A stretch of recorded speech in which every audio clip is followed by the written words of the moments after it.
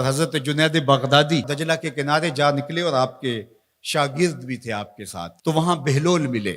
بہلول ایک مجذوب تھے، تو کہا کہ چلیے ان سے ذرا بات کرتے ہیں۔ تو شاگردوں نے کہا یہ تو ایک دیوانہ شخص ہے اور آپ اس سے کیا ملیں گے، آپ اتنے پڑھے لکھے عالم اور اتنے بڑے فقیہ اور صوفی، اور ایک دیوانے شخص سے آپ ملیں گے؟ دنیا اس کو دیوانہ کہتی تھی، بہلول دیوانہ۔ لیکن سعدی بولے کہ سعدیہ نزدیک رائے عاشقاں، خلق مجنو نندو مجنو عاقل است، کا اصل تو عاقل یہ لوگ ہیں۔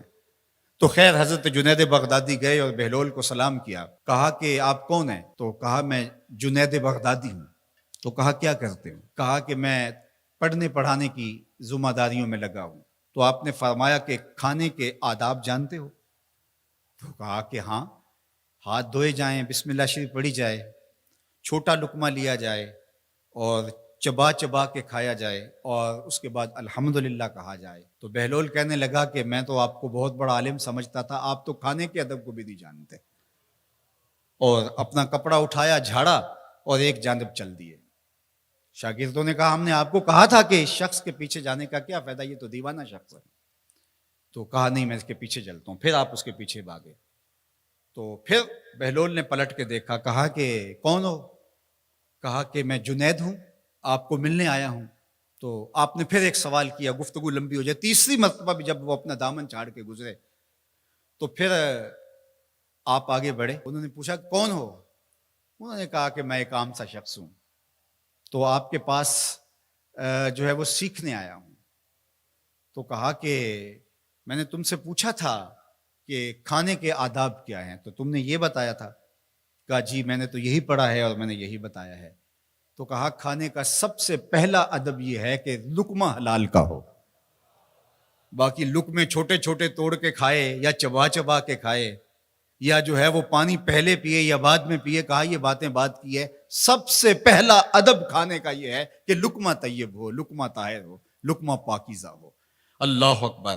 تو ہمارے رب نے ہمیں پاکیزہ رزق کھانے کی تلقین فرمائی ہے۔ تو اللہ کے محبوب علیہ السلام نے اس شخص کا ذکر کیا جو لمبا سفر کر کے آیا اور وہ کعبۃ اللہ کے سامنے کھڑا، وہ اللہ تعالیٰ جل شانہ کو پکارتا ہے اور کیا کہتا ہے؟ یا رب یا رب، اشعث اغبر، اس کے بال بکھرے ہوئے ہیں اور اس کا لباس پھٹا ہوا ہے، پراگندہ سی حالت ہے، اور اللہ کے گھر کے سامنے کھڑا ہے، لمبے لمبے ہاتھ کر کے دعا مانگ رہا ہے، یا رب اے میرے اللہ، اے میرے اللہ۔ لیکن فرمایا وَمَطْعَمُهُ حَرَامٌ وَمَشْرَبُهُ حَرَامٌ وَمَلْبَسُهُ حَرَامٌ وَغُذِّيَ بِالْحَرَامِ فَأَنَّىٰ يُسْتَجَابُ لِذَٰلِكَ۔ فرمایا کہ اس نے جو کھایا ہے وہ حرام کا ہے، اس نے جو پیا ہے وہ حرام کا ہے، اس نے جو لباس پہنا ہے وہ حرام کا ہے۔ فرمایا اس کو جو غذا دی گئی ہے وہ غذا حرام کے مال سے اسے حاصل ہوئی تھی۔ فرمایا فَأَنَّىٰ يُسْتَجَابُ لِذَٰلِكَ۔ فرمایا مجھے بتاؤ کہ اس کی دعائیں کیسے قبول ہوں گی؟ وہ کعبۃ اللہ کے پردے کو تھام کے کھڑا ہے، ملتزم سے لپٹ کے رو رہا ہے، وہ حتیم میں کھڑا ہے، وہ کعبہ کے اندر بھی چلا گیا، کعبہ کی چھت پہ سقف بیت اللہ پہ بھی کھڑا ہے، مطاف میں کھڑا ہے، وہ حجر اسود کے ساتھ لپٹ کے دعائیں مانگ رہا ہے، مقام ابراہیم کے پاس کھڑا ہو کے دعائیں مانگ رہا ہے۔ یمد یدہ، اس کے ہاتھ لمبے لمبے ہیں، یا رب کے کلمات اس کی زبان پہ ہیں، اور اشعث اغبر، غبار آلودہ بکھرے ہوئے اس کے بال ہیں، اور حالت پراگندہ ہے کہ کسی کو گزرتے ہوئے بھی ترس آ جائے، اور اللہ کے گھر میں کھڑا ہے تو وہ کیوں نہیں معاف کرے گا؟ لیکن فرمایا مطعمہ حرام ومشربہ حرام وملبسہ حرام وغذی بالحرام، اس کا کھانا پینا لباس اور غذا حرام کی تھی۔ فأنا یستجاب لذالک، اس کی دعائیں کیسے قبول ہوں گی؟ بلکہ علماء نے لکھا کہ جو شخص حرام کمائی کھاتا ہے اس کی اپنی دعائیں تو قبول نہیں ہوتی، نیک لوگوں کی دعاؤں سے بھی اس کا حصہ نکال دیا جاتا ہے۔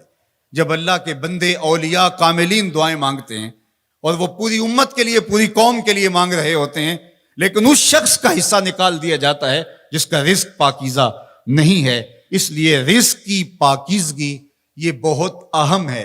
رومی علیہ الرحمہ فرماتے ہیں کہ اگر تمہارا رزق پاک ہوگا، تمہارا رزق ستھرا ہوگا، تمہارے سینے میں معرفت کا نور پیدا ہوگا، اور اگر تمہارے سینے میں غل، غش اور حسد، بغض، کینہ اور نفرتیں پیدا ہو رہی ہیں تو پھر تم غور کرو کہ تمہارے رزق میں کوئی مسئلہ ہے۔